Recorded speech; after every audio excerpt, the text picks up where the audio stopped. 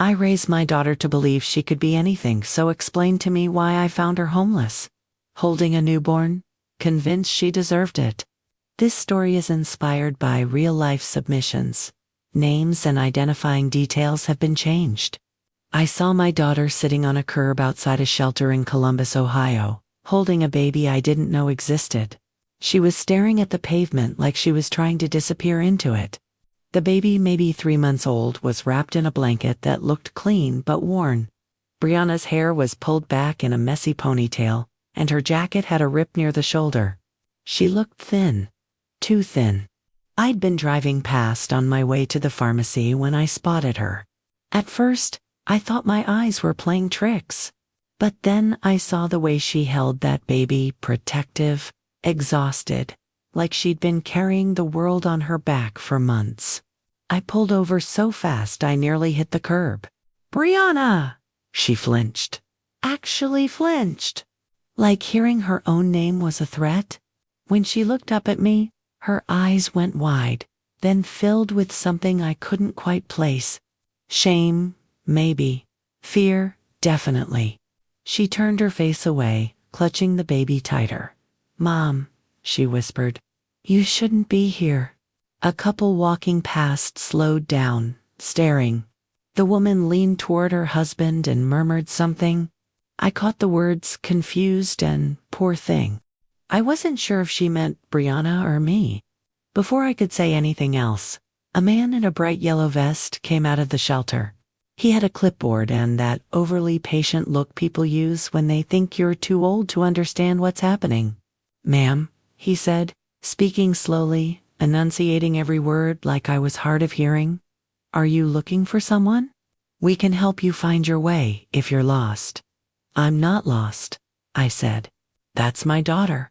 He glanced at Brianna, then back at me, clearly skeptical. "Right? Well, we have procedures here. If you're family, we'll need documentation, and she's my daughter," I repeated, louder this time. Brianna finally spoke, her voice barely audible. "Mom, please, just go. Go, Brianna. What are you talking about? What happened? Where's Eric?" At the mention of his name, her whole body went rigid. The baby started fussing, and she rocked him. Her. I wasn't even sure automatically, like she'd done it 1,000 times in the dark. "Eric's handling things," she said. "Robotic. Everything's been handled. We went to the notary. It's all resolved." Resolved? What did that even mean? The man in the vest was still hovering, watching me like I might cause a scene. A few other people had gathered near the entrance, pretending not to stare but absolutely staring. I crouched down next to Brianna, ignoring the way my knees protested. "Sweetheart, talk to me. When did you have the baby? Why didn't you call?" "I couldn't," she whispered. "What do you mean you couldn't?" She shook her head, and I saw tears starting to form. "I tried, but I couldn't." That's when I noticed her hands. They were shaking. Not from the cold, it was a mild October day, but from something deeper. Something worse. "Who told you that you couldn't call me?" She didn't answer. But the way she looked away told me everything. I pulled out my phone, hands trembling now too, and opened my voicemail. I'd been meaning to clear it out for weeks. There were dozens of old messages I'd never gotten around to deleting. I scrolled back, past appointment reminders and pharmacy calls, until I found one from 6 months ago. A number I didn't recognize. I pressed play. At first, there was just static. Then I heard a man's voice. Low, controlled, deliberate. "Brianna, this is the last time I'm saying this. You need to cut contact with your mom. Completely. No calls, no visits, nothing. If you don't, we're done here. You understand? And if you think about going back on this, remember you signed the papers. Everything's mine now. You've got no ground to stand on." The voice wasn't Eric's. It was Brian's. I looked up at Brianna, my heart pounding. Who the hell is Brian? Her face went pale. The baby whimpered, and she pulled him closer, burying her face in his blanket. "Mom," she said, voice cracking. "You need to leave. Please. If he finds out you're here, if who finds out?" But she wouldn't say. She just sat there, rocking back and forth, while strangers walked past and whispered. I stood up slowly, my mind racing. Something was very, very wrong. This wasn't just a fight or a misunderstanding. Someone had deliberately erased me from my daughter's life. Someone had isolated her, controlled her, and made her believe she had no choice but to disappear. And they'd done it with paperwork, with signatures, with a notary. I looked down at Brianna one more time. "I'm not leaving you," I said quietly. "Not this time. Not ever." She didn't respond, but I saw the smallest flicker of something in her eyes. Hope, maybe.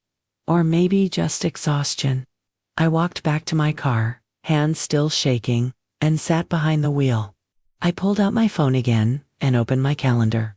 Tomorrow morning, first thing, I was going to the Social Security office. I was going to find out what papers Brianna signed, who made her sign them, and exactly what kind of trap my daughter had been caught in. Because this wasn't over. This was just the beginning. The Social Security office smelled like stale coffee and frustration. I got there at 8:30, right when they opened, and the waiting room was already half full. I took a number B47 and sat down in one of those hard plastic chairs that seemed designed to make you give up and leave. 45 minutes later, they finally called me. The man behind the counter was maybe 30, with a name tag that said Kevin. He had that look the one people get when they see an older woman approaching with questions. Like they're already preparing to explain things very, very slowly. "How can I help you today?" he asked, his voice dripping with forced patience. "I need to see my daughter's records," I said. "Brianna Whitmore. I'm her mother, Dorothy Whitmore." He typed something into his computer, frowning. "Do you have her Social Security number?" I rattled it off. I'd memorized it years ago, back when she was filling out college applications. More typing, more frowning. "Okay," he said slowly, drawing out the word like I might not understand it. "So, what exactly are you looking for?" "Her benefits. I want to know if they've been changed recently. Redirected, maybe." He tilted his head, speaking even more slowly now. "Ma'am, benefit information is confidential, even for family members. Unless you have power of attorney or she's homeless," I said, cutting him off. "She's living in a shelter with a baby, and something isn't right. I need to know if someone's been accessing her accounts." Kevin sighed, like I was making his day unnecessarily complicated. "I understand you're concerned, but we have protocols. I can't just pull up someone's records because can you at least tell me if her address has changed? If her benefits are going somewhere else?" He stared at me for a long moment, clearly debating whether this was worth his time. Finally, he typed something else and squinted at the screen. "There was an address update," he admitted. "About 7 months ago."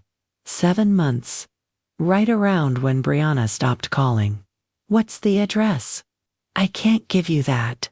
"Can you tell me if it's a P.O. box? Or a residence?" He hesitated. "It's a residential address. In Dayton." Dayton? Brianna had never lived in Dayton. Not that I knew of. Who requested the change? "I can't, Kevin," I said, leaning forward. "My daughter didn't make that request. I know she didn't. Someone else did, and I need to know who." He looked uncomfortable now, glancing over his shoulder like he was hoping a supervisor would appear and rescue him. "There's an authorized contact listed," he said quietly. "Someone who can make changes on her behalf?" My stomach dropped. "Who?" "A Mr. Archie Sullivan." I'd never heard that name in my life. "Archie Sullivan," I repeated slowly. "And he's authorized to redirect her benefits, according to our records." "Yes." "When was he added as a contact?" Kevin clicked a few more times. 8 months ago. There's a notarized form on file." notarized, just like Brianna said. I felt my hands start to shake again. Can I see the form? I can't print it without proper authorization. But he paused, looking at me with something that might have been sympathy or pity. I couldn't tell anymore. Look, if you think there's been fraud, you need to file a formal report. We have a process for I don't want a process, I said. I want to know who's stealing from my daughter. A woman behind me in line cleared her throat impatiently. Kevin glanced past me, then back at his screen. Ma'am, I really can't help you further without proper documentation. If you want to file a thank you, I said, cutting him off before I said something I'd regret. I walked out of there with more questions than answers, my head spinning. Archie Sullivan, Dayton, a notarized form. Everything pointed to someone building a paper trail, deliberately erasing Brianna from her own life. I sat in my car for a few minutes, trying to think. Then I remembered something. A woman I'd met at church a few years back, Carrie, who used to live in the same apartment complex as Brianna. They'd been friendly, shared groceries a few times when money was tight. I hadn't talked to Carrie in over a year, but I still had her number. I called. She answered on the third ring.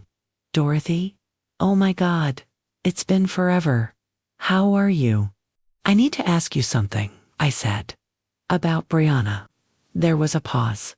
I haven't seen her in months. Is she okay? That's what I'm trying to figure out. Do you remember anyone named Archie? Or Brian? Someone who might have been around her apartment? Another pause. Longer this time. Brian, she said slowly. Yeah, I remember him. He was around a lot last year. Paid her rent a few times. I think. Always seemed, I don't know, off how? Just controlling, you know? Like he always had to be in charge. Eric was bad enough, but Brian was worse. He'd show up unannounced, tell her what to do. I asked her about it once, and she just said he was helping. Helping with what? I don't know. She stopped talking to me after that. Stopped talking to everyone.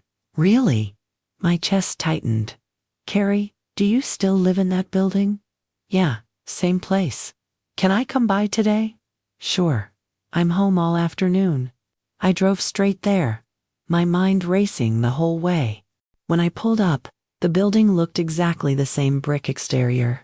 Rusted fire escape, a faded sign advertising 1 bedrooms for rent. Carrie met me at the door. She was younger than me, maybe 50, with graying hair pulled into a bun. She gave me a hug, then led me inside. I kept some things, she said quietly. After Brianna left, the landlord was going to throw everything out. But, I don't know. It felt wrong. She handed me a manila envelope. Inside were rent receipts. 6 of them, spanning from January to June. Every single one was paid by someone named Brian Sullivan. Not Brianna. Not Eric. Brian? He paid all this? I asked. Carrie nodded.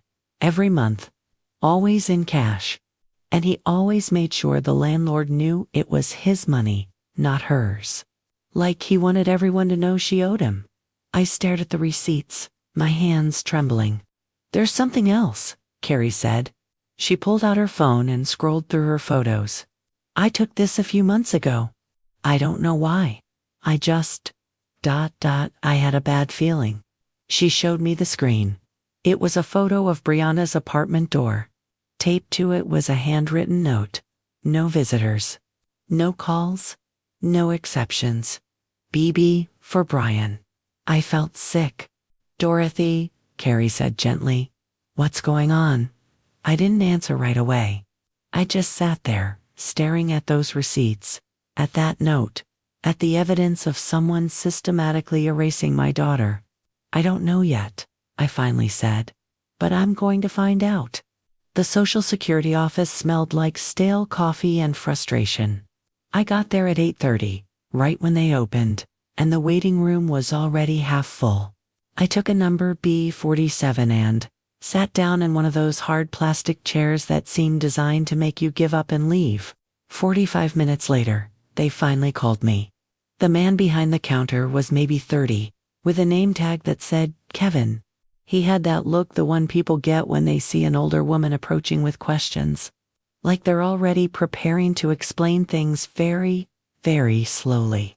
"How can I help you today?" he asked, his voice dripping with forced patience. "I need to see my daughter's records," I said. "Brianna Whitmore. I'm her mother, Dorothy Whitmore." He typed something into his computer, frowning. "Do you have her social security number?" I rattled it off. I'd memorized it years ago, back when she was filling out college applications. More typing, more frowning. "Okay," he said slowly, drawing out the word like I might not understand it. "So, what exactly are you looking for?" "Her benefits. I want to know if they've been changed recently. Redirected? Maybe." He tilted his head, speaking even more slowly now. "Ma'am, benefit information is confidential, even for family members. Unless you have power of attorney or she's homeless," I said, cutting him off. "She's living in a shelter with a baby, and something isn't right. I need to know if someone's been accessing her accounts." Kevin sighed, like I was making his day unnecessarily complicated. "I understand you're concerned, but we have protocols. I can't just pull up someone's records because can you at least tell me if her address has changed? If her benefits are going somewhere else?" He stared at me for a long moment, clearly debating whether this was worth his time. Finally, he typed something else and squinted at the screen. "There was an address update," he admitted. "About 7 months ago." 7 months. Right around when Brianna stopped calling. "What's the address?" "I can't give you that." "Can you tell me if it's a P.O. box? Or a residence?" He hesitated. "It's a residential address. In Dayton." Dayton? Brianna had never lived in Dayton. Not that I knew of. Who requested the change? "I can't, Kevin," I said, leaning forward. "My daughter didn't make that request. I know she didn't. Someone else did, and I need to know who." He looked uncomfortable now, glancing over his shoulder like he was hoping a supervisor would appear and rescue him. "There's an authorized contact listed," he said quietly. "Someone who can make changes on her behalf?" My stomach dropped. "Who?" "A Mr. Archie Sullivan." I'd never heard that name in my life. "Archie Sullivan," I repeated slowly. "And he's authorized to redirect her benefits, according to our records." "Yes." "When was he added as a contact?" Kevin clicked a few more times. 8 months ago. There's a notarized form on file." Notarized, just like Brianna said. I felt my hands start to shake again. "Can I see the form?" "I can't print it without proper authorization." But he paused, looking at me with something that might have been sympathy. Or pity. I couldn't tell anymore. "Look, if you think there's been fraud, you need to file a formal report. We have a process for I don't want a process," I said. "I want to know who's stealing from my daughter." A woman behind me in line cleared her throat impatiently. Kevin glanced past me, then back at his screen. "Ma'am, I really can't help you further without proper documentation. If you want to file a thank you," I said, cutting him off before I said something I'd regret. I walked out of there with more questions than answers, my head spinning. Archie Sullivan, Dayton, a notarized form. Everything pointed to someone building a paper trail, deliberately erasing Brianna from her own life. I sat in my car for a few minutes, trying to think. Then I remembered something. A woman I'd met at church a few years back, Carrie, who used to live in the same apartment complex as Brianna. They'd been friendly, shared groceries a few times when money was tight. I hadn't talked to Carrie in over a year, but I still had her number. I called. She answered on the 3rd ring. "Dorothy? Oh my God. It's been forever. How are you?" "I need to ask you something," I said. "About Brianna." There was a pause. "I haven't seen her in months. Is she okay?" "That's what I'm trying to figure out. Do you remember anyone named Archie? Or Brian? Someone who might have been around her apartment? Another pause. Longer this time. Brian, she said slowly. Yeah, I remember him. He was around a lot last year. Paid her rent a few times. I think always seemed, I don't know, off how? Just controlling, you know? Like he always had to be in charge. Eric was bad enough, but Brian was worse. He'd show up unannounced, tell her what to do. I asked her about it once, and she just said he was helping. Helping with what? I don't know. She stopped talking to me after that. Stopped talking to everyone. Really? My chest tightened. Carrie, do you still live in that building? Yeah, same place. Can I come by today? Sure. I'm home all afternoon. I drove straight there, my mind racing the whole way. When I pulled up, the building looked exactly the same brick exterior. Rusted fire escape, a faded sign advertising 1 bedrooms for rent. Carrie met me at the door. She was younger than me, maybe 50, with graying hair pulled into a bun. She gave me a hug, then led me inside. I kept some things, she said quietly. After Brianna left, the landlord was going to throw everything out. But, I don't know, it felt wrong. She handed me a manila envelope. Inside were rent receipts. 6 of them, spanning from January to June. Every single one was paid by someone named Brian Sullivan. Not Brianna, not Eric. Brian, he paid all this? I asked. Carrie nodded. Every month. Always in cash. And he always made sure the landlord knew it was his money, not hers. Like he wanted everyone to know she owed him. I stared at the receipts, my hands trembling.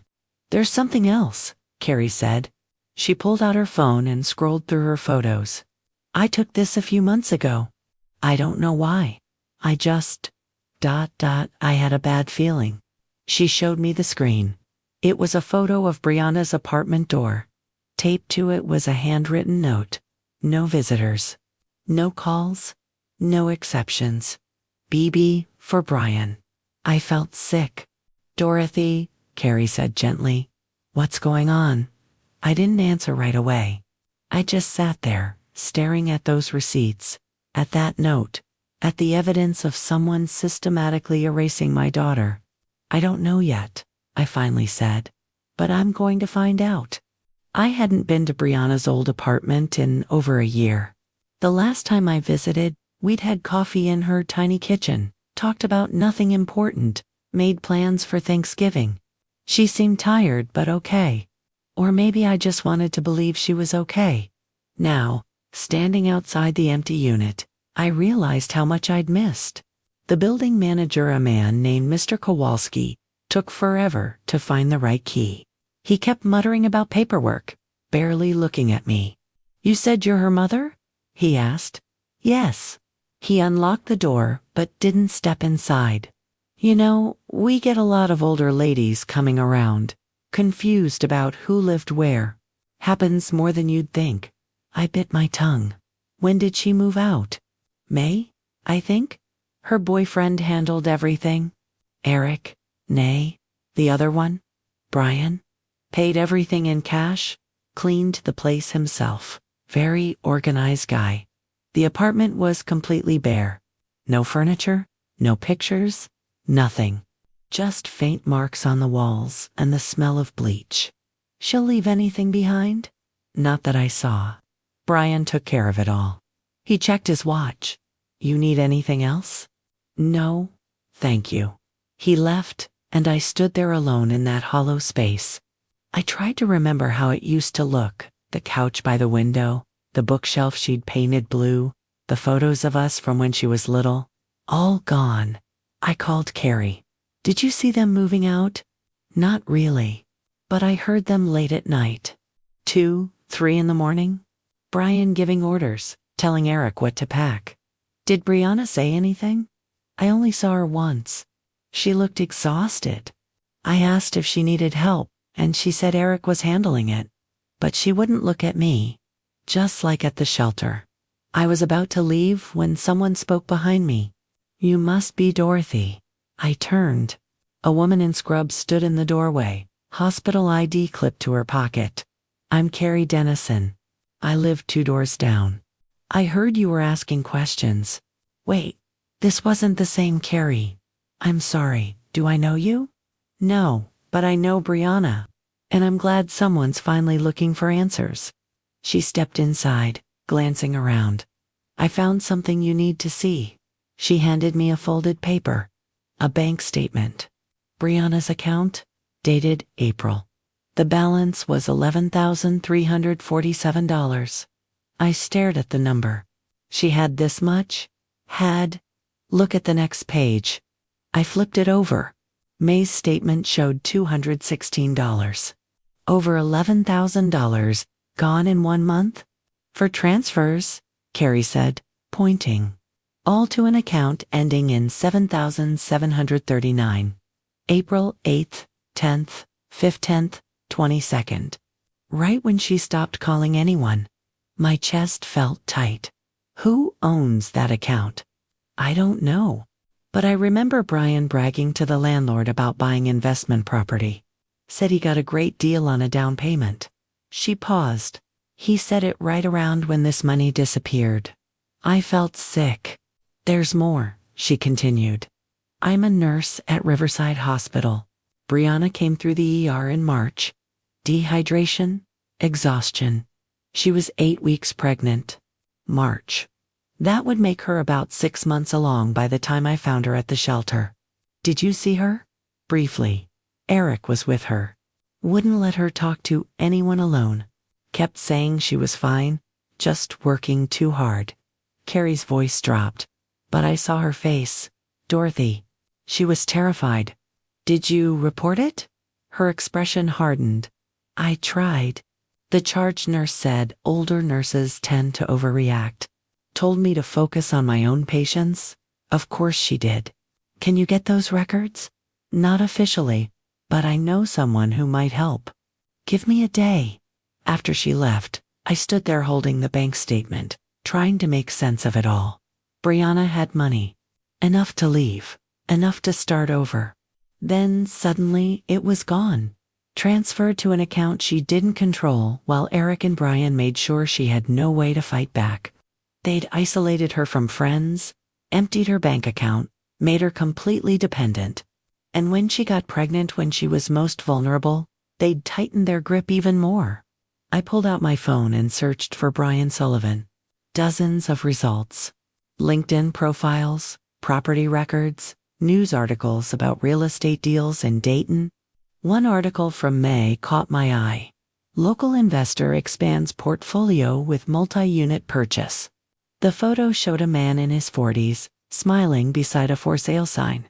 The caption read, Brian Sullivan, managing partner of Sullivan Holdings LLC. I'd never seen him before, but I'd remember that smile now. I texted the screenshot to Carrie. Is this him? Her response came immediately. That's him. I stared at that photo, memorizing every detail. Brian Sullivan, real estate investor. The man who paid Brianna's rent, drained her savings, and somehow made her sign papers that gave him control. And somewhere in this mess was Archie Sullivan, the authorized contact on her Social Security account. I didn't know their connection yet. Brothers? Maybe? Partners? But I was going to find out. I sat in my car, hands gripping the wheel, thinking about that voicemail. Brian's voice, cold and controlled. You signed the papers. Everything's mine now. What papers? A procuration, maybe? Or something worse. For months, I'd told myself Brianna just needed space, that adult children sometimes drift away. I'd blamed myself for being too pushy, too involved. But this wasn't distance. This was erasure. Someone had built a cage around my daughter, piece by piece, using her trust and exhaustion as weapons. They'd waited until she was pregnant, isolated, and desperate. Then they'd taken everything. Her money, her home, her choices. Even her mother. I started the engine. Tomorrow, I was going to that hospital. I was going to get those records, find out exactly what happened in that, and figure out what other documents Brianna had been forced to sign. Because this wasn't over. Not even close. The hospital records office smelled like antiseptic and old paper. I got there at 9 in the morning, clutching the name Carrie had given me, a woman in medical records who might be willing to help. But when I reached the front desk, a young woman with a tight bun looked me up and down like I'd wandered in from the street. "Can I help you?" she asked, her tone suggesting she'd rather not. "I need to see records for my daughter, Brianna Whitmore. She was here in March. Do you have authorization? I'm her mother." She sighed, already typing. "That's not how HIPAA works. We need written consent from the patient or legal documentation showing you have medical power of attorney. She's homeless. She's living in a shelter with a baby. I'm trying to help her." The woman barely looked up. "I understand that's difficult, but we have regulations. If you don't have the proper forms, I can't release anything. Can you at least tell me who her emergency contact was?" "No, ma'am. That's also protected information." I felt my jaw tighten. "So you're saying there's nothing you can do?" "Not without authorization." She glanced past me at the growing line. "Next, please." I stepped aside, my hands shaking with frustration. I was about to leave when someone touched my elbow. "Mrs. Whitmore?" I turned. A woman in her 50s, wearing scrubs and a tired smile, stood beside me. Her badge said Lisa Chun, Medical Records. "Come with me," she said quietly. She led me down a hallway to a small office, closed the door, and gestured for me to sit. "Carrie called me," she explained. "Told me about your daughter." I pulled what I could. She slid a folder across the desk. Inside were photocopies and take forms, treatment notes, discharge papers. I scanned them quickly. Brianna had come in on March 14th, severely dehydrated, showing signs of exhaustion and malnutrition. The attending physician noted she was 8 weeks pregnant and recommended follow-up prenatal care. But what stopped me cold was the signature at the bottom of the consent forms. Not Brianna's handwriting, not even close. "Who signed these?" I asked. Lisa leaned forward. "According to our records, she did. But the handwriting is shaky, inconsistent. And look at the time stamped to 17 a.m. She'd been given IV fluids and a sedative by then. So she wasn't in any condition to sign. Legally. No. But the man with her insisted she could. Said she was just tired. Eric? No." Lisa flipped to another page. "The emergency contact listed is Eric Whitmore, but the person who stayed with her that night was someone else. Security logs show a visitor named Archie Sullivan. He was there from admission to discharge." Archie? There it was again. The same name from the Social Security office. Did he sign anything? Not officially, but he answered all the intake questions. Gave them her insurance information, her address, which, by the way, wasn't her actual apartment. It was a P.O. box in Dayton. My stomach turned. "What else?" Lisa hesitated. "There's a notation here from the charge nurse. She wrote that Mr.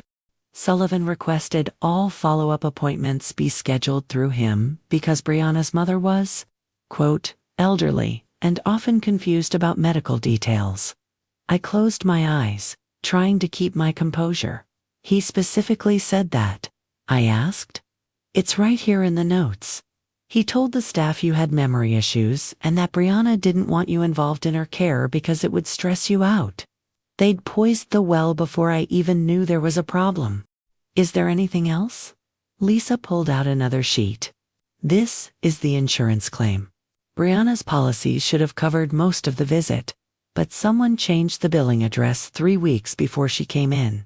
All the paperwork went to that P.O. box in Dayton. Let me guess. Archie's address? I can't confirm that, but ... double quotes." She trailed off, letting me fill in the blanks. I stared at the documents, my mind racing. This wasn't just control. This was a systematic takeover. Archie had positioned himself as Brianna's guardian, isolated her from me, and made sure every piece of official paperwork ran through him. "Can I keep these?" I asked. "Technically, no. But I made copies of copies, so there's no record of you getting them from me." Lisa's expression softened. "I've been a nurse for 30 years. I've seen this before: older women pushed out, dismissed, told they don't understand. And I'm tired of watching it happen." "Thank you," I said, my voice breaking slightly. "One more thing." She pulled a sticky note from her pocket. "This is the address listed for Archie Sullivan on the visitor log. I don't know if it's current, but it's a start." I took it, memorizing the street name. Dayton again? Everything led back to Dayton. I left the hospital with the folder tucked under my arm, feeling like I'd just stolen something. But these weren't stolen, they were proof.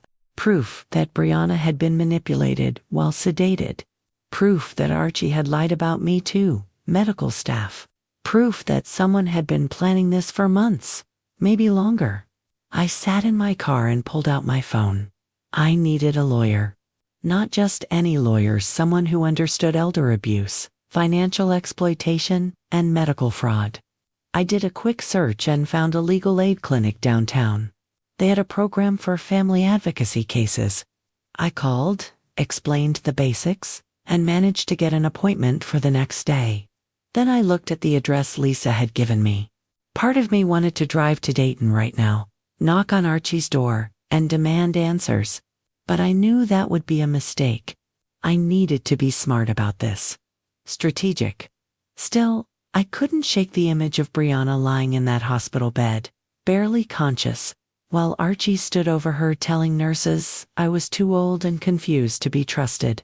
My phone buzzed. A text from Carrie Dennison, the nurse from Brianna's old building. "Found something else. Can you meet me tonight?"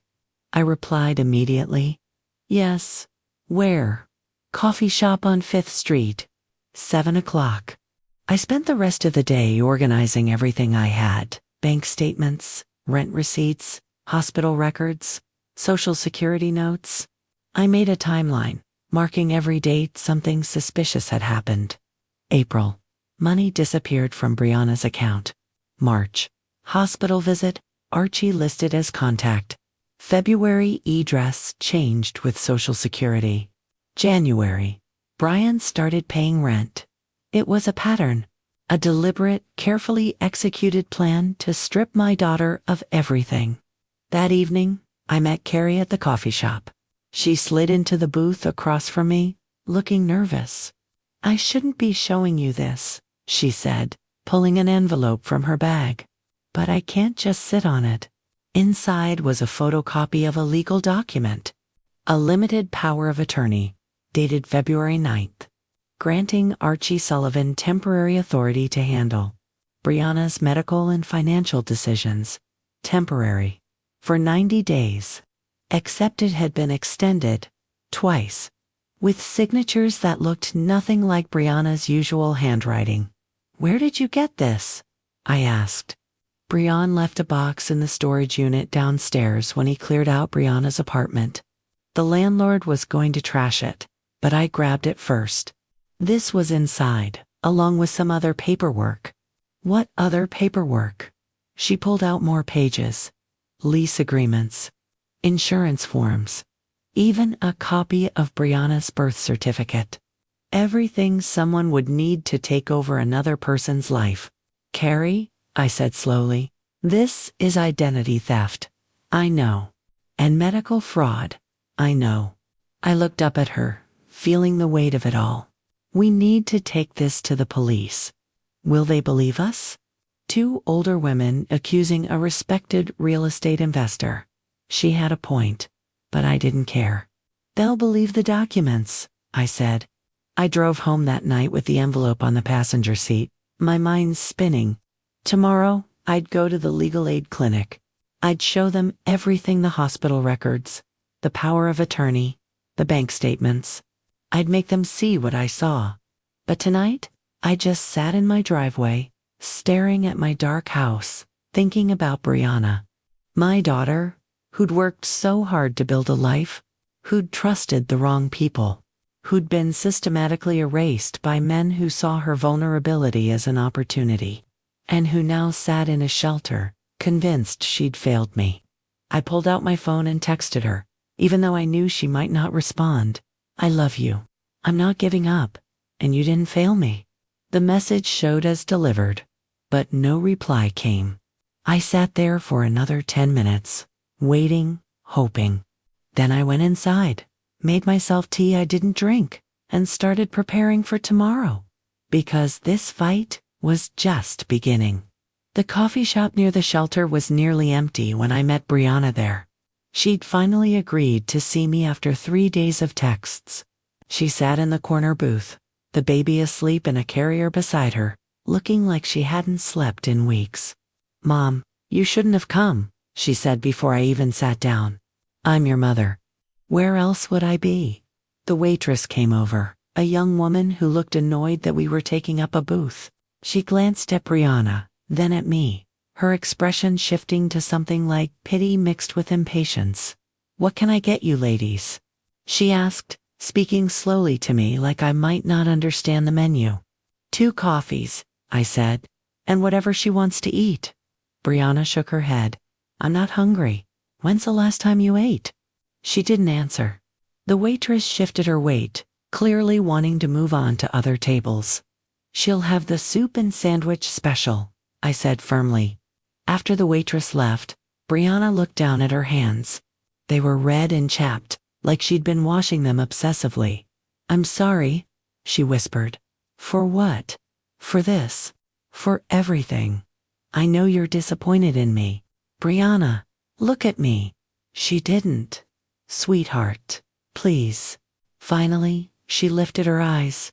They were filled with tears and something worse, shame so deep it had hollowed her out.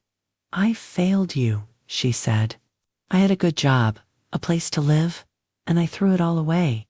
I made bad choices. I trusted the wrong people. And now I'm here, homeless with a baby, and you have to clean up my mess like I'm a child." Her voice cracked on the last word. "That's not what happened," I said carefully. "Yes, it is," Eric told me. "Eric's a liar." She flinched. "Mom, don't." He helped me when no one else would. He and Brian both did. They paid my bills, handled everything when I was too overwhelmed. I owe them. You don't owe them anything. I do. I signed papers. Legal papers. Brian explained it all to me.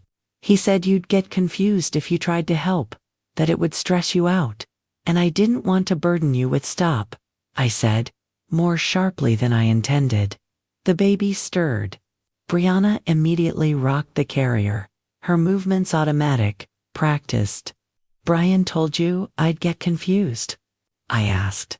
She nodded, not meeting my eyes. "He said older people sometimes mix things up, and it was better if he handled the official stuff. He had experience with real estate and legal documents. He was just trying to help. And you believed him? Why wouldn't I?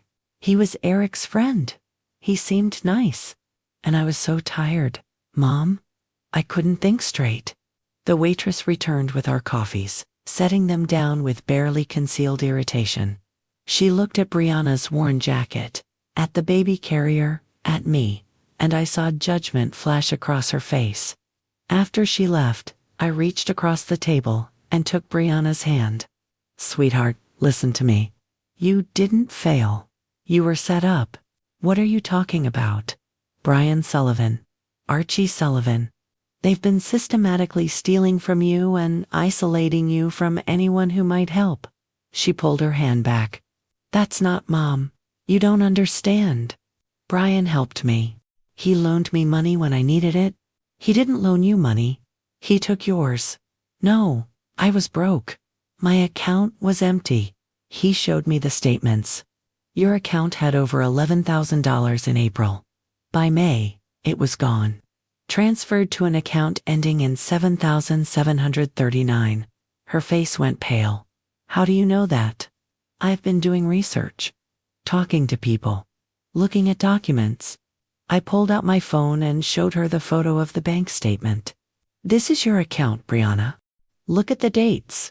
She stared at the screen, her hands starting to shake. "I don't quote T. ... I don't remember this." "That's because they made sure you wouldn't.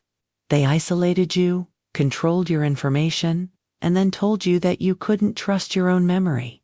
But the papers I signed were signed when you were exhausted, overwhelmed, or sedated.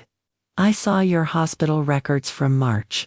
You signed consent forms at 2 in the morning after they'd given you medication. That signature doesn't even look like yours." "Archie was there that night," she said slowly, like she was pulling the memory from somewhere deep. "He said he'd handle everything so I could rest. He said you were too old to be dragged to the hospital in the middle of the night, that it would be too much stress for you. He lied." "But why would he?" She stopped, her expression shifting as something clicked. "The attorney's office." "What attorney's office?" "Last fall, Brian said I needed to sign some papers to protect my assets in case something happened. He took me to this office in Dayton. Said it was routine, just basic estate planning. There was a man there, a notary. Archie was there too." "What did you sign?" "I don't know.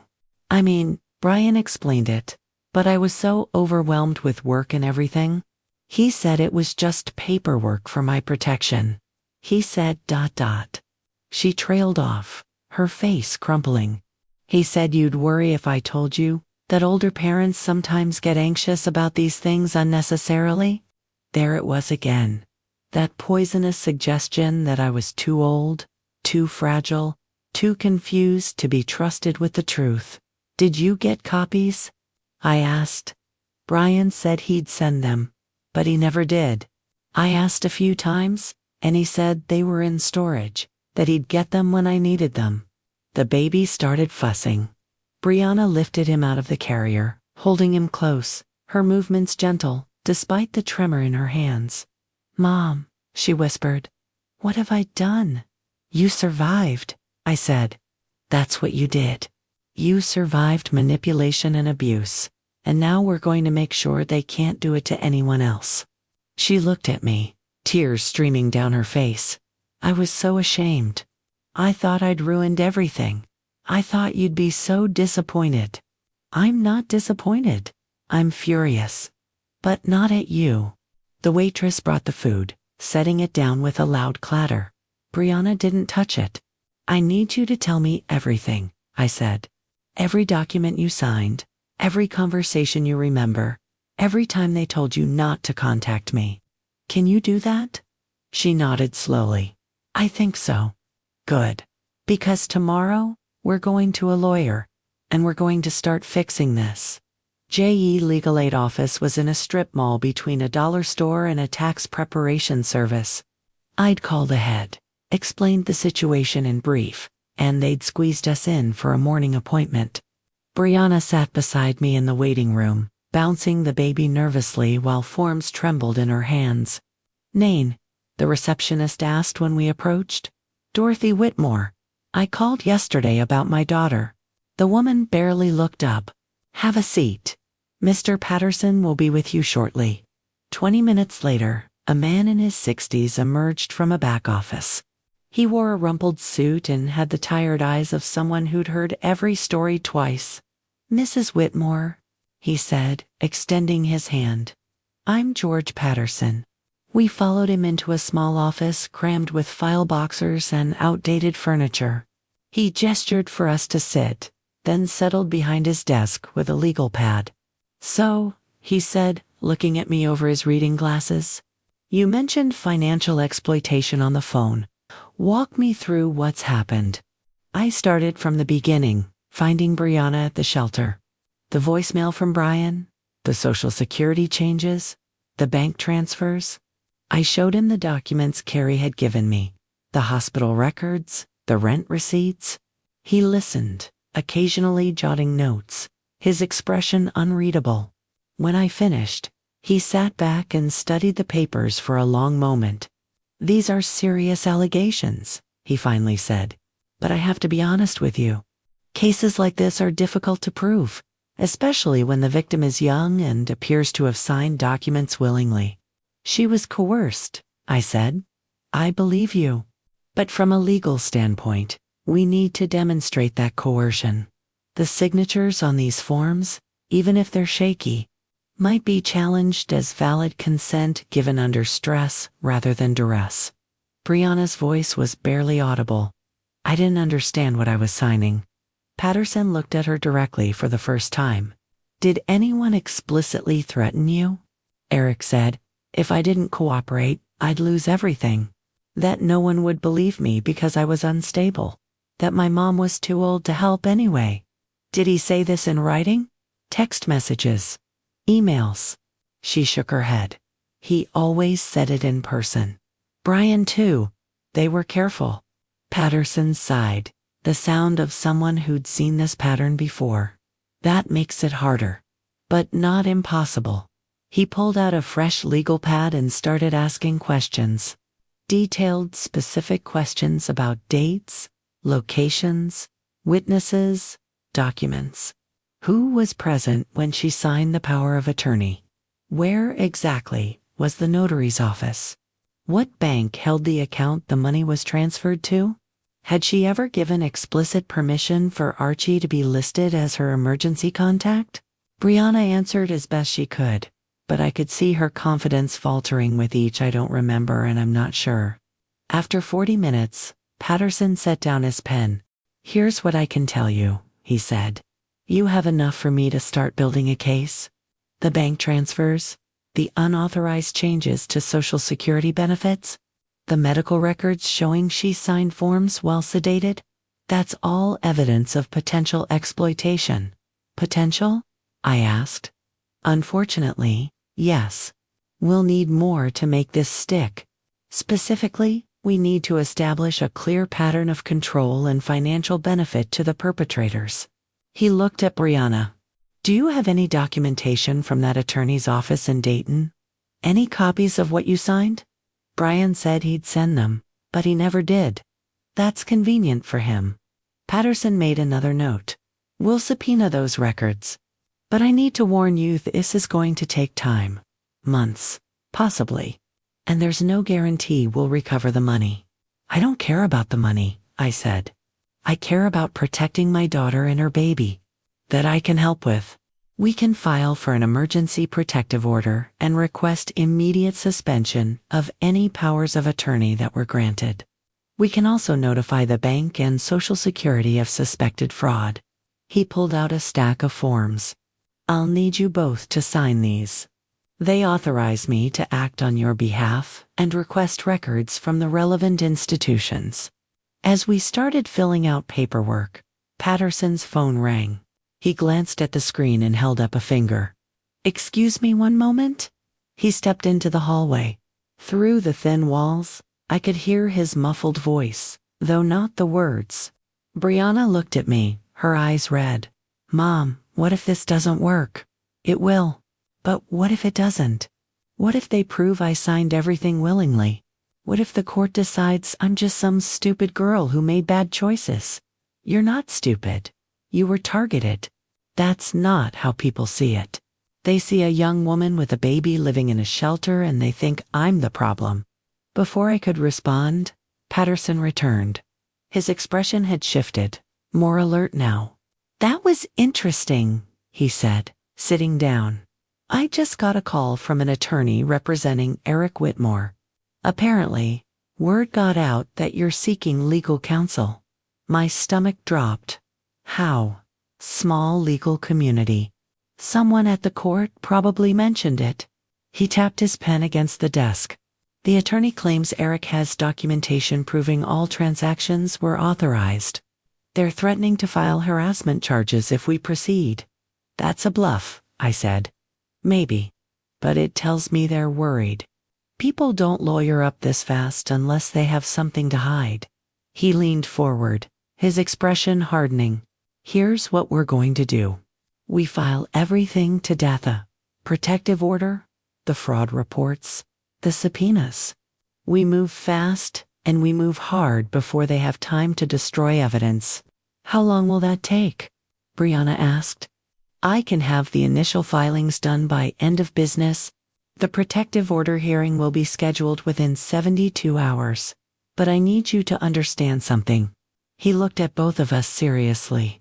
Once we start this, there's no going back. They're going to fight. They're going to try to discredit you, claim you're confused or vindictive or both. They'll paint Brianna as unstable and paint you, Mrs. Whitmore, as an overbearing mother who can't accept her daughter's choices. Let them try, I said. Patterson nodded slowly. All right then. Let's get to work. We spent the next 2 hours going through every detail, signing forms, providing documentation. By the time we left, my hand was cramping and Brianna looked exhausted. But we'd done it. We'd started the fight back. As we walked to the car, Brianna stopped suddenly. Mom, she said, thank you for believing me. Always, I said. Always. That night, I couldn't sleep. I kept thinking about Patterson's warning, about Eric's attorney calling so quickly, about how they'd try to tear us apart in court. But I also thought about that voicemail, about those bank transfers, about Brianna sitting on that curb with a baby she'd been forced to hide from me. And I knew, no matter what happened next, we were doing the right thing. The truth was coming out. Finally, Eric showed up at the shelter 3 days later. I was there with Brianna, helping her fill out housing assistance applications, when the front desk called her name over the intercom. Brianna Whitmore, you have a visitor. She went pale. I didn't tell anyone I was here. Stay calm, I said. I'll go with you. We walked to the lobby together, the baby asleep in his carrier. Eric stood by the front desk, wearing a press shirt and khakis, looking completely out of place among the worn furniture and faded posters. When he saw us, his expression shifted. Concern, worry, the performance of a caring husband. Brianna, thank God, he said, moving toward her. I've been so worried. Why haven't you returned my calls? She took a step back. I don't want to talk to you. Baby, please. I know you're upset. But we can work through this. Just come home. She's not going anywhere with you, I said.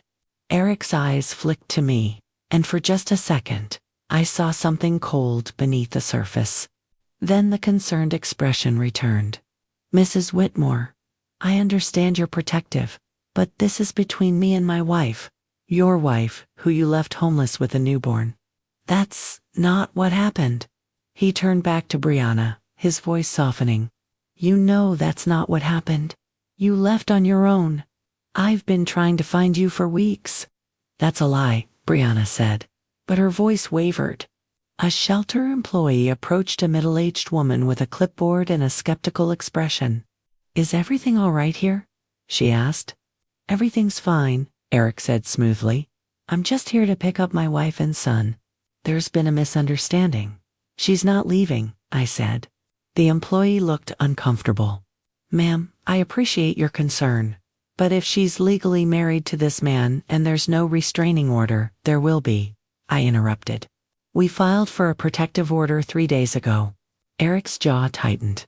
Based on what? Lies from a confused old woman who can't accept that her daughter made her own choices.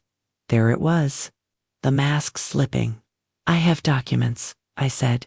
Bank records showing you and Brian Sullivan stole over $11,000 from her account. Hospital records showing she signed consent forms while sedated. Social Security fraud. Identity theft. That's ridiculous. Brianna signed everything willingly. I have proof. He pulled out his phone. I have texts, voicemails, everything showing she agreed to all of it. Coerced agreement isn't consent, I said. And paranoid accusations aren't evidence. He stepped closer to Brianna, lowering his voice. Baby, listen to me. Your mother's gotten confused. She's mixing things up, seeing patterns that aren't there. It happens with older people. You know she means well, but she's not thinking clearly. I saw Brianna hesitate. That old doubt creeping back in. Don't listen to him, I said. Mrs. Whitmore, please, Eric said, his tone shifting to something almost patronizing. I know you love your daughter, but you're not helping her. You're making things worse. She needs professional help, not legal drama based on your misunderstandings. The shelter employee shifted uncomfortably. Maybe we should all take a breath, and that's when Carrie appeared. Not nurse Carrie, the neighbor Carrie. She walked in carrying a manila envelope, her expression fierce. Sorry I'm late, she said to me. Then she looked at Eric. You must be the husband. Who are you? Eric asked. Someone who kept receipts. She opened the envelope and pulled out her phone. I've got footage from my Ring camera. Wanna see? Eric's expression flickered. Just for a second, but I caught it. What footage? He asked carefully. You, removing mail from Brianna's apartment mailbox? 6 different occasions between March and May. That's mail theft, by the way. Federal crime. I was collecting my wife's mail for her. Funny, because she'd already moved out according to you. So why were you still checking her old mailbox? Carrie tilted her head. And why were you only taking envelopes from the bank and Social Security? You left everything else. The shelter employee's expression had shifted from uncomfortable to alert. Sir, I think you should leave. I'm not leaving without my son. He's not on the birth certificate, I said. And until paternity is legally established, you have no rights to that child. That wasn't entirely true, but I was betting Eric didn't know family law well enough to call my bluff. His face reddened. You're poisoning her against me, filling her head with paranoid conspiracy theories because you can't handle that she chose me over you. I chose nothing, Brianna said suddenly, her voice stronger now. You isolated me. You and Brian both. You took my money, cut me off from my family, and made me believe I was crazy for questioning anything. That's not I remember now, she continued, gaining momentum. The attorney's office in Dayton. You drove me there, said it was just routine paperwork. But you wouldn't let me read anything carefully. You kept saying we were running late, that the notary was waiting, that I just needed to sign quickly. You're misremembering. I'm not. And when I asked for copies, you said you'd send them but never did. Every time I brought it up, you said I was being paranoid or hormonal. A police officer walked through the front door routine security check, according to his badge. The shelter employee immediately waved him over. Officer, we might need assistance here. The cop assessed the situation quickly, his eyes landing on Eric, then on me and Brianna. What's going on? He asked. Eric immediately shifted his demeanor, becoming cooperative and reasonable. Officer, I'm just trying to see my wife and son. Her mother has been interfering, making false accusations. The cop looked at me. Ma'am? We've filed for a protective order, I said. He's been financially abusing my daughter, and we have documentation. Has the order been granted yet? The hearing's tomorrow. Then technically, until it's official, I can't prevent him from. Carrie stepped forward. I have video evidence of him committing mail theft. Multiple occasions. Want to see? The officer's expression changed. Show me. She pulled up the footage on her phone. The cop watched, his face impassive, then looked at Eric. Sir, I'm going to need you to come with me to answer some questions. This is harassment, Eric said. I haven't done anything wrong. Mail theft is a federal offense. We'll sort it out at the station. I want my lawyer. That's your right. Let's go. As the officer escorted Eric out, he shot one final look at Brianna. This isn't over, he said quietly. After they left, Brianna sank into a chair, shaking. The baby woke up and started crying. She picked him up, holding him close, tears streaming down her face. He almost convinced me again, she whispered. For a second, I almost believed him. But you didn't, I said. You remembered the truth. Carrie sat down beside us.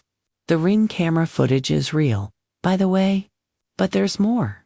I've been going through everything Brian left behind. I found receipts from the notary's office. Want to know what's interesting? What? I asked. The documents were notarized on February 9th, but Brianna's signature is dated February 15th, 6 days later. What does that mean? Brianna asked. It means someone forged the notary's date, I said slowly. Or the signatures were added after the notarization. Either way, those documents might not be legally valid. Carrie nodded. That's what I thought. I made copies. Your lawyer should see them. I took the copies, my hands shaking with a mix of anger and hope. Thank you, I said. Don't thank me yet. They're going to fight dirty now that we've backed them into a corner. She was right. Eric showing up here wasn't random. He was testing boundaries, seeing what he could get away with, trying to gaslight Brianna one more time. But this time, we had witnesses. We had evidence. We had people who believed us. And tomorrow, we'd have our day in court. The hearing room was smaller than I expected. We sat at a plain table, Brianna holding the baby, while Patterson organized his files. Across the room, Eric sat with his attorney, a sharp-looking woman in an expensive suit who kept whispering in his ear. The magistrate was a man in his late 50s with wire-rimmed glasses and an expression that suggested he'd heard everything twice and believed half of it. This is a preliminary hearing for a protective order, he began, looking down at the paperwork. Ms. Whitmore, you're requesting protection from Mr. Eric Whitmore on grounds of financial exploitation and coercive control? Yes, Your Honor, Patterson said, standing. We're also requesting immediate suspension of any powers of attorney granted to Mr. Whitmore or his associate, Brian Sullivan. The magistrate nodded. I've reviewed your filing. Mr. Caldwell, your response. Eric's attorney stood smoothly. Your Honor, this petition is based entirely on speculation and misunderstanding. My client has documentation proving all financial transactions were authorized. Furthermore, we believe Ms. Whitmore's mother has unduly influenced her daughter during a vulnerable postpartum period. I felt my jaw tighten. Of course, they'd blame me. Your Honor, Patterson said, we have bank records showing unauthorized transfers totaling over $11,000. We have hospital records indicating Ms. Whitmore signed consent forms while sedated. We have evidence of mail theft and Social Security fraud. Alleged mail theft, Caldwell credited based on grainy security footage that doesn't clearly show my client's face. It shows his car, Patterson countered. License plate visible. Date stamped. 6 separate occasions. The magistrate held up his hand. Let's proceed systematically. Ms. Whitmore, I'd like to hear directly from you. Can you describe what happened? Brianna stood slowly, the baby against her shoulder. Her voice was quiet but steady. Last fall, Eric introduced me to his friend Brian Sullivan. Brian said he could help me with financial planning. I was working full-time and feeling overwhelmed, so I agreed to meet with him. What happened at that meeting? The magistrate asked. Brian took me to a notary's office in Dayton. He had documents, ready powers of attorney, he said, for emergencies. He told me it was standard, that everyone did it. He said my mother was getting older and might not be able to help if something happened to me. She glanced at me, then continued. I didn't read everything carefully. Brian kept saying we were running late, that the notary had another appointment. So I signed. Did you receive copies? The magistrate asked. Brian said he'd mail them. He never did. When I asked, he said they were in storage. Caldwell stood. Your Honor, my client has those documents. Ms. Whitmore's signature is clear and notarized. There's no evidence of coercion. Except the timeline, Patterson said. He approached the bench with papers. Your Honor, we obtained the original notarization from the Dayton County Records Office. The notary seal is dated February 9th. But Ms. Whitmore's signature is dated February 15th, 6 days later. The room went quiet. That's impossible, Caldwell said. A notary can't witness a signature 6 days before it's written. Exactly. Patterson said. Which means either the signatures were added after notarization, making them invalid, or someone backdated the document, which is fraud. The magistrate studied the papers carefully, his expression shifting from skeptical to interested. Mr. Caldwell, do you have an explanation for this discrepancy? Eric's attorney looked genuinely surprised. She leaned over to Eric, whispering urgently. He shook his head, whispering back. Your Honor, she finally said, I'll need to consult with the notary before I can address this. That's convenient, Patterson said. Meanwhile, Ms. Whitmore has been living in a shelter, cut off from her bank accounts, while your client and Mr. Sullivan continue to access her benefits. My client has been trying to locate his wife for weeks, Caldwell argued. She left voluntarily. After he isolated her from her family, Patterson countered. We have testimony from medical staff at Riverside Hospital that Mr. Sullivan, not Eric Whitmore, but Brian Sullivan, told them Ms. Whitmore's mother was elderly and confused. He prevented family contact during a vulnerable medical situation. The magistrate looked up sharply. Mr. Sullivan represented himself as family. As an authorized contact? Yes. Despite having no legal relationship to Ms. Whitmore. Your Honor, Caldwell interjected. My client cannot be held responsible for Mr. Sullivan's actions. But he benefited from them, Patterson said. Bank records show the transferred funds went to an account jointly held by Eric Whitmore and Brian Sullivan. Eric leaned forward, whispering urgently to his attorney again. Is that accurate, Mr. Caldwell? The magistrate asked. Caldwell hesitated. Your Honor, Mr. Sullivan and my client have business dealings. The account was for a legitimate investment property purchase. Using Ms. Whitmore's money without her knowledge? The magistrate asked. She signed the authorization. The backdated authorization, Patterson corrected. The magistrate sat back, removing his glasses and rubbing his eyes. Here's what troubles me, he said. We have irregular notarization dates. We have a vulnerable new mother who signed documents she doesn't remember understanding. We have a third party inserting himself into medical decisions. And we have $11,000 that disappeared from her account right before she became homeless. He looked at Eric directly. Mr. Whitmore, where is Brian Sullivan today? Eric's expression was carefully neutral. I don't know, Your Honor.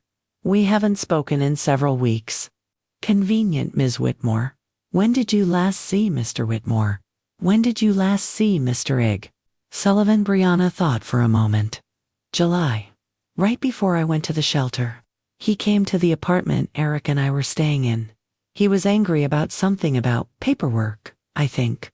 He told Eric they needed to fix things before anyone noticed. Fix what things? I don't know. Eric told me to take the baby into the bedroom.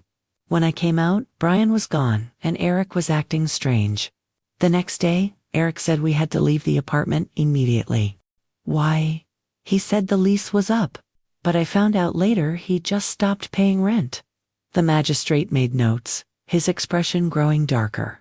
Your Honor, Caldwell said, my client is willing to cooperate fully with any financial investigation. But a protective order seems extreme based on a pattern of control, deception, and financial exploitation. The magistrate interrupted. Ms. Caldwell, your client's business partner has disappeared. Your documents have suspicious dating issues. And a new mother is living in a shelter while her husband apparently has joint access to accounts funded by her money. He looked down at his papers again, then up at us. I'm granting a temporary protective order. Mr. Whitmore, you are to have no contact with Ms. Whitmore or the child pending a full hearing in 30 days. All powers of attorney are suspended immediately, and all bank accounts in question are frozen until an audit can be completed. Eric's face went red. He started to stand, but his attorney grabbed his arm. Your Honor, Caldwell said, my client has rights as a father, alleged father. The magistrate corrected. Until paternity is established through proper legal channels, Mr. Whitmore has no parental rights. This court takes financial exploitation very seriously, especially when it involves vulnerable individuals and their children. He signed the order with a decisive stroke. Ms. Whitmore, you'll be contacted by the Department of Social Services. They'll help you access emergency assistance and housing.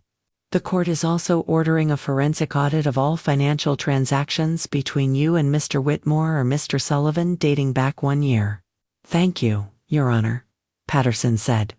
As we stood to leave, Eric caught my eye. The mask was completely gone now. What I saw was pure rage, barely contained. This isn't finished, he said quietly as we passed. Yes, I said. It is. Outside the courthouse, Brianna finally broke down. Patterson stepped away to give us privacy while she cried into my shoulder, the baby between us. I can't believe it worked, she whispered. It's not over yet, I said. But we won today. What if they find Brian? What if he has more documents? Then we'll deal with it together. She pulled back, wiping her eyes. Mom, I'm so sorry. For everything. For not calling. For believing them when they said you couldn't help. Stop apologizing. You survived. That's what matters. Patterson returned with papers. The social worker will meet you at the shelter tomorrow morning. They're expediting emergency housing, probably a subsidized apartment within the week.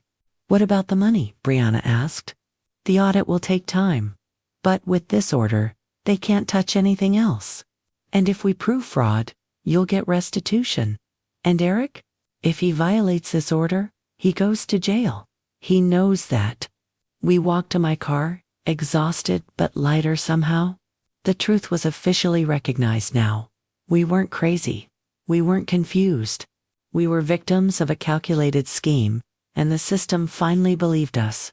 That night, back at the shelter, Brianna asked me something she'd been holding back. Do you think they planned this from the beginning?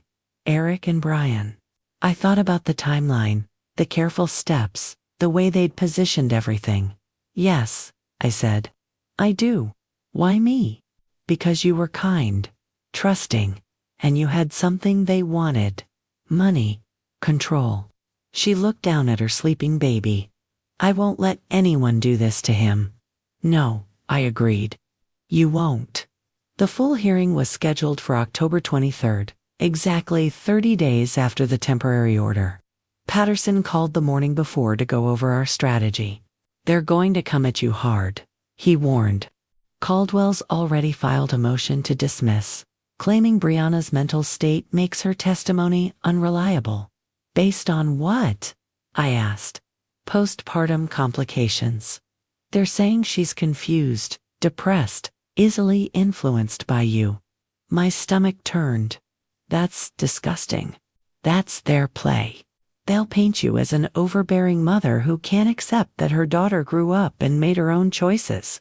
They'll say you've manufactured this entire crisis. What about the documents? The backdated notarization. They're claiming clerical error. The notaries supposedly mixed up dates on multiple filings that week. That's convenient. Very. But here's the thing, we subpoenaed Brian Sullivan. He's been dodging service for 3 weeks, but they finally got him yesterday. He's coming to court. He has to. And I'm betting he's not as smooth under oath as Eric is. The courtroom was more formal this time. A real judge, not a magistrate. In a larger room with wooden benches and fluorescent lights that made everyone look slightly gray, Eric sat with Caldwell, looking composed and sympathetic in a navy suit. Brian was there too, sitting separately with his own attorney, a nervous-looking man who kept adjusting his tie. The judge was a woman in her 60s named Judge Linda Harding. She had short silver hair and the kind of face that suggested she didn't tolerate nonsense. Let's begin, she said, looking down at a thick file. This is a hearing to determine whether the temporary protective order should be made permanent and whether financial exploitation occurred. Mr. Patterson, call your first witness. The petitioner calls Brianna Whitmore. Brianna walked to the witness stand, her hands shaking slightly as she was sworn in. I'd helped her pick out a simple blue dress that morning, something that looked put together but not too formal. Patterson started gently, establishing the timeline when she met Eric, when Brian entered the picture, when things started changing. "Ms. Whitmore," he said, "can you describe what happened at the notary's office in February?" "Brian drove me there. He said it was routine paperwork for financial protection. The office was small, just a desk and some filing cabinets. The notary seemed rushed. Did you read the documents carefully?" "I tried to, but Brian kept saying we were running late. He pointed to where I should sign and said he'd explain everything later." "Did he explain?" "No. When I asked for copies, he said they were in storage." "Did that concern you?" "Yes. But Eric said Brian was helping us, that I should trust him." Caldwell stood for cross-examination, her expression sympathetic in a way that felt calculated. "Ms. Whitmore, you were working full-time in February, correct?" "Yes." "So you were a capable, functioning adult making your own decisions?" "I thought I was." "You thought you were?" Caldwell tilted her head. "Were you or weren't you?" "I was capable. But I was also being manipulated." "Or were you simply making choices your mother disapproved of?" Patterson objected. "Argumentative. Sustained," Judge Harding said. "Ms. Caldwell, ask questions. Don't make speeches." Caldwell nodded. "Ms. Whitmore, isn't it true that you've struggled with anxiety and depression?" Brianna's face flushed. "I saw a therapist briefly in college. And again last year, for 2 sessions. I was stressed about work. Stressed enough to need professional help. And then you got pregnant? That must have been overwhelming." "It was. But that doesn't mean you might have been confused, forgetful, perhaps misremembering events through the lens of postpartum hormones." "Objection," Patterson said sharply. "Counsel is testifying." "Sustained. Ms. Caldwell, you're close to the line." But the damage was done. I could see it in how Brianna's shoulders hunched, how her voice got quieter. After Brianna stepped down, Patterson called Brian Sullivan. Brian walked to the stand like he was heading to the principal's office, trying to look confident, but clearly rattled. He was shorter than I expected, maybe 50, with thinning hair and the kind of face that was aggressively average. "Mr. Sullivan?" Patterson began. "How do you know Brianna Whitmore?" "Through Eric. We're business partners." "And you took Ms. Whitmore to a notary in February?" "Yes. Eric asked me to help her with some paperwork." "What kind of paperwork?" "Powers of attorney. Basic estate planning stuff." "Why you? Why not a lawyer?" Brian shifted. "It was simpler. Less expensive." "I see. And you kept the copies?" "For safekeeping." "Where are they now?" "In storage." "Which storage facility?" "I don't remember the name." Patterson walked to the evidence table and picked up a document. "Mr. Sullivan, this is the notarized power of attorney. Can you explain why the notary seal is dated February 9th, but Ms. Whitmore's signature is dated February 15th? Brian's face went pale. "That must be a mistake." "A mistake by whom?" "The notary, I guess." "Or maybe Brianna wrote the wrong date? So either the notary fraudulently backdated her seal, or Ms. Whitmore accidentally wrote a date 6 days in the future. I don't know. I wasn't paying attention to dates." "You weren't paying attention when you had someone sign legal documents giving you control of their finances?" "It wasn't like that." "What was it like?" "I was helping." "Helping yourself to $11,000? Brian's attorney started to object, but Brian spoke over him. "That money was a loan repayment." "A loan you made to Ms. Whitmore?" "Yes." "Do you have documentation of this loan?" "It was informal." "So, no documentation. No promissory note. No payment schedule. Just $11,000 transferred from her account to an account you share with Eric Whitmore. It was a business transaction." "What business?" Brian hesitated. "Real estate investment." "Using Ms. Whitmore's money without a written agreement? That sounds less like business and more like theft." "Objection," Brian's attorney said weakly. "Withdrawn," Patterson said. "Mr. Sullivan, who is Archie Sullivan?" The question hung in the air. Brian's face went from pale to red. My brother. And why is he listed as an authorized contact on Ms. Whitmore's Social Security account? I don't know. Maybe Eric added him. Why would Eric add your brother? You'd have to ask Eric. Patterson turned to the judge. Your Honor, we subpoenaed Archie Sullivan 3 weeks ago. He hasn't appeared and his current address is unknown. Judge Harding frowned. Mr. Sullivan, do you know your brother's whereabouts? No, Your Honor. When did you last speak with him? A few months ago. Before or after these allegations surfaced? Brian looked trapped. Before? I see. The judge made a note. Continue, Mr. Patterson. Mr. Sullivan, you told hospital staff in March that Ms. Whitmore's mother was elderly and confused. Why? I was just explaining the family situation. By lying about a woman you'd never met. I wasn't lying. Eric said she had memory problems. Did you verify that? No. So you slandered an elderly woman based on hearsay to prevent her from seeing her daughter in the hospital. Brian's attorney stood.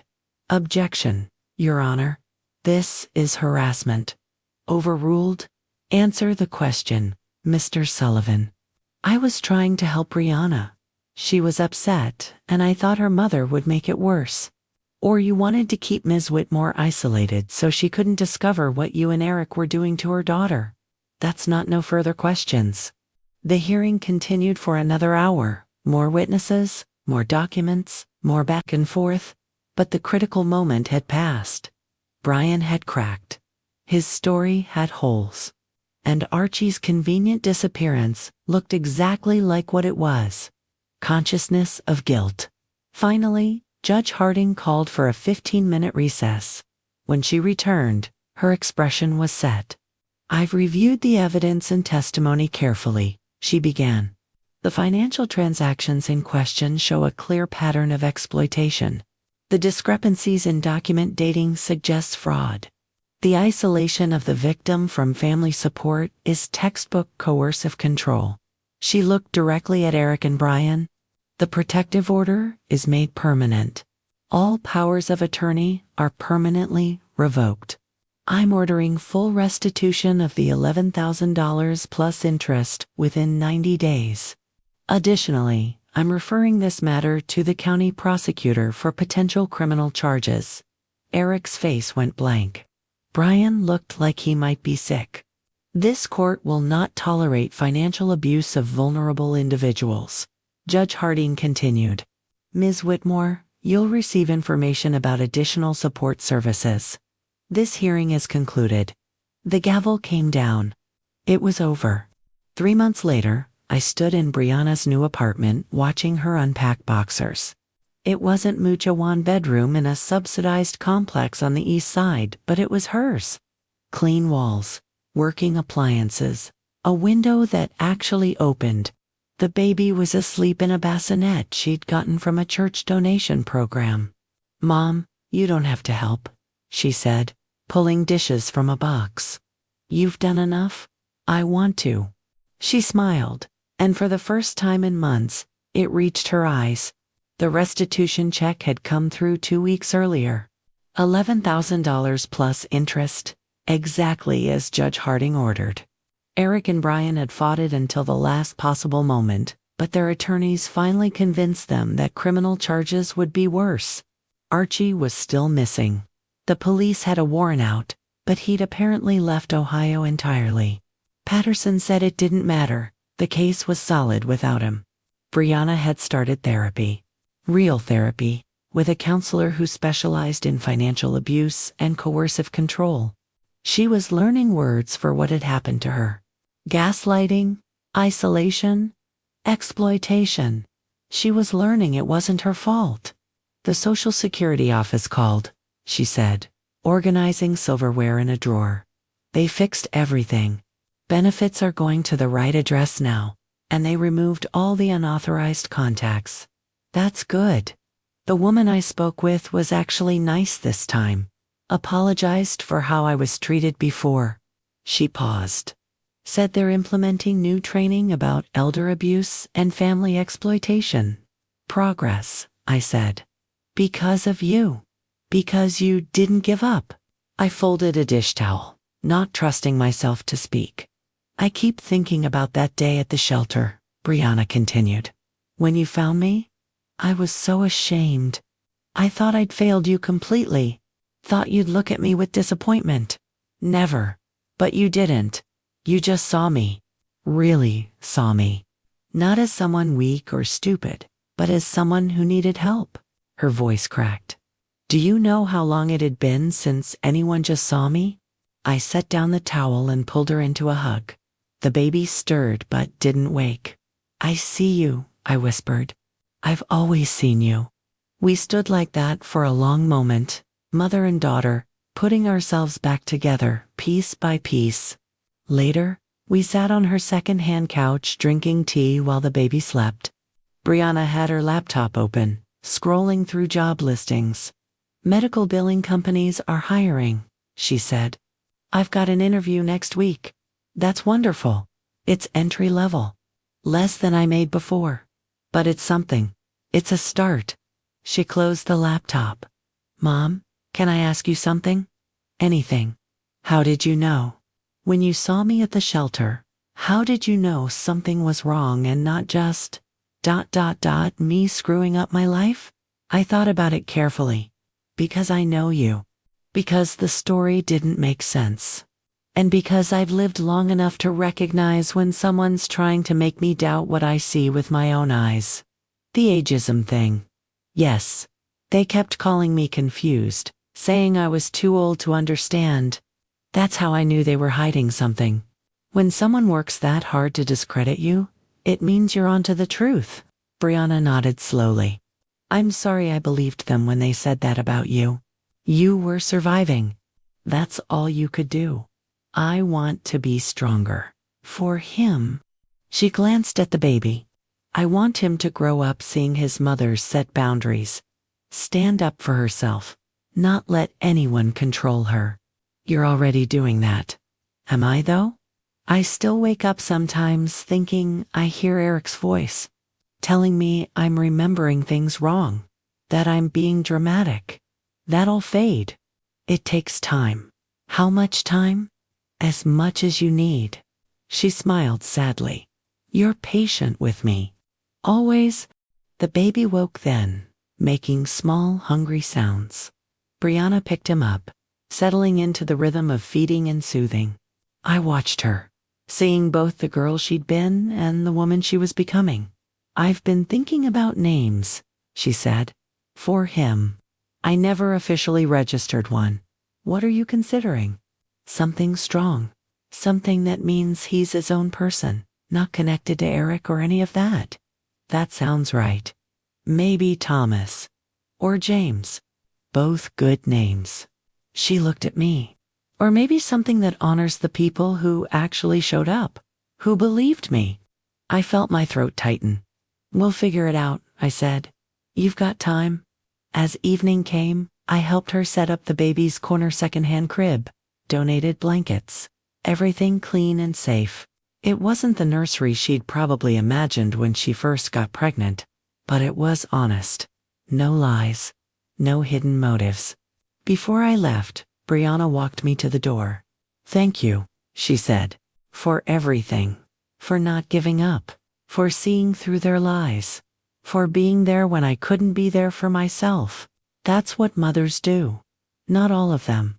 You chose to fight for me when it would have been easier to believe I'd just made bad choices. It was never a choice, I said. You're my daughter. I drove home through the quiet streets, thinking about everything that had happened. The voicemail that started it all. The documents that proved the truth. The people who'd helped along the way, Carrie with her receipts, Lisa with her records, Patterson with his persistence, and Brianna, finding her voice again after months of being silenced. Justice hadn't been loud or dramatic. There was no movie moment, no public shaming. Just paperwork, court orders, and the slow rebuilding of a life that had been nearly destroyed. But it was enough. At home, I made myself tea and sat at my kitchen table with my phone. I opened my messages and typed one to Brianna. I'm proud of you. Not for surviving, though, that took strength. But for choosing to heal. That takes even more. Her response came a few minutes later. I learned from the best. Love you, Mom. I sat there smiling, tea cooling in my cup, thinking about second chances and the quiet power of refusing to be silenced. Sometimes justice doesn't roar. Sometimes it just whispers, I believe you. And sometimes that's enough to change everything.